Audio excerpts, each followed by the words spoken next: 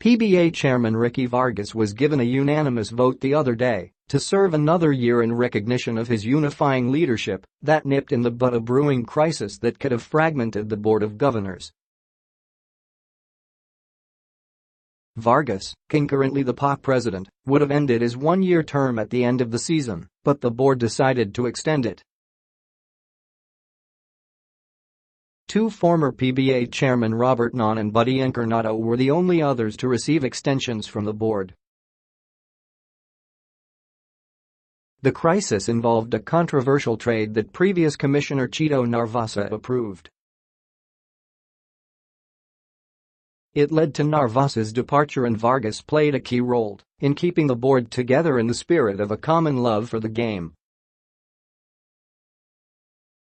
Willie Marcial was then designated the new commissioner. Marcial said the board agreed to reconvene for a special meeting on November 6 to finalize the league policies on draft eligibility and players unwilling to stay with teams that hold their rights. Proposals were discussed at the board meeting last Thursday, and Marcial was mandated to restudy the options for a final submission on November 6. One proposal was to set a 3-year grace period within which a player may apply for the draft once he is declared eligible. The period may be reduced to 2 years. The specific case of Bobby Ray Parks, who became eligible for the draft 3 years ago but has still to apply, will be taken up in the special board meeting. It was also proposed to impose a 1-year grace period for a player to return to the PBA after moving to another league. The board deferred making a decision on a proposal to allow a team a 6 or 7-year period to hold on to the rights of a rookie. In the event a veteran refuses to play for his team, the proposal is to observe a no-touch policy, meaning no other team may attempt a trade or any kind of deal unless approved by the player's team. What was decided by the board last Thursday was the retention of the import ceilings for the Commissioners' and Governors' Cup next season.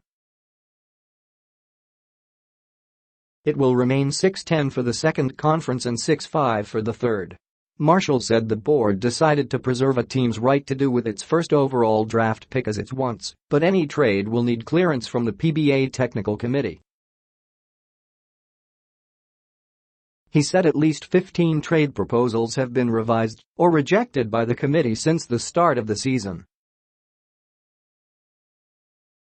Excite Events CEO Gillo Serrano presented to the board last Thursday plans to engage fans even more during games.